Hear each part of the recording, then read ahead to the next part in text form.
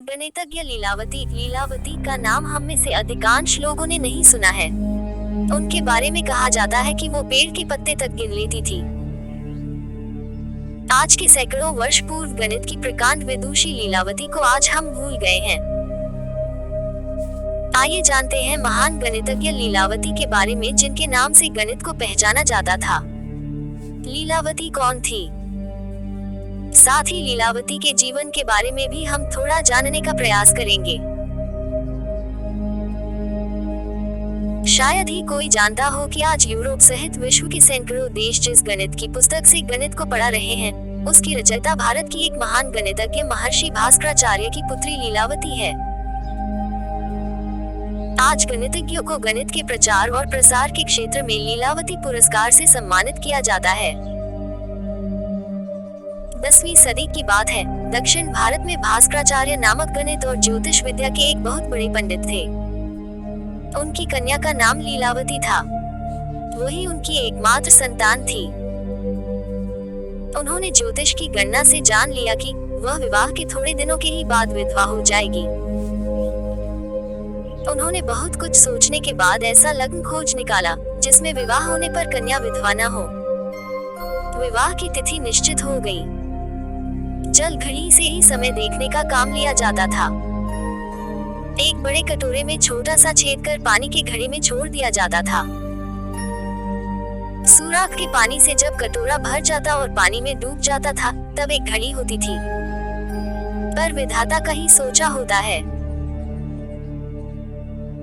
लीलावती 16 श्रृंगार किए सजकर बैठी थी। सब लोग उस शुभ लग्न की प्रतीक्षा कर रहे थे कि एक मोती लीलावती के आभूषण से टूटकर कटोरे में गिर पड़ा और सुराख बंद हो गया। शुभ लग्न बीत गया और किसी को पता तक न चला। विवाह दूसरे लग्न पर ही करना पड़ा। लीलावती विधवा हो गई। पिता और पुत्री के धैर्य का बांध टूट गया। लीलावती अपने पिता के घर में ही रहने लगी। पुत्री का वैधव्य दुख दूर करने के लिए भास्कराचार्य ने उसे गणित पढ़ाना आरंभ किया। उसने भी गणित के अध्ययन में ही शेष जीवन की उपयोगिता समझी। थोड़े ही दिनों में वह उक्त विषय में पूर्ण पंडिता हो गई। पाटी गणित, बीजगणित और ज्योतिष विषय का एक ग्रंथ सिद्धांत शिरोमणि भास्कराचार्य ने बनाया है। इसमें गणित का अधिकांश भाग लीलावती की रचना है। पाटी गणित के अंश का नाम ही भास्कराचार्य ने अपनी कन्या को अमर कर देने के लिए लीलावती रखा है। भास्कराचार्य ने अपनी बेटी लीलावती को गणित सिखाने के लिए गणित के ऐसे सूत्र निकाले थे जो काव्य में होते थे। वे सूत्र कंठस्थ करना होते थे। उसके बाद उन सूत्रों का उपयोग करके गणित के प्रश्न हल करवाए जाते थे। कंठस्थ करने के पहले भास्कराचार्य लीलावती को सरल भाषा में धीरे धीरे समझा देते थे। वे बच्ची को प्यार से संबोधित करते चलते थे। हिरन जैसे नैनों वाली प्यारी बिटिया लीलावती, ये जो सूत्र हैं। बेटी को पढ़ाने की इसी शैली का उपयोग करके भास्कराचार्य ने गणित का एक महान ग्रंथ लिखा। उस ग्रंथ का नाम ही उन्होंने लीलावती रख दिया। आजकल गणित एक शुष्क विषय माना जाता है, पर भास्कराचार्य का ग्रंथ लीलावती गणित को भी आनंद के साथ मनोरंजन, जिज्ञासा आदि का सम्मिश्रण करते हुए कैसे पढ़ाया जा सकता है, इसका नमूना है। लीलावती का एक उदाहरण देखें। निर्मल कमलों के एक समूह के तृतीयांश, पंचमांश तथा षष्ठांश से क्रमशः शिव, विष्णु और सूर्य की पूजा की, चतुर्थांश से पार्वती की और शेष 6 कमलों से गुरु चरणों की पूजा की गई। आइए बाले लीलावती, शीघ्र बता कि उस कमल समूह में कुल कितने फूल थे? उत्तर 120 कमल के फूल।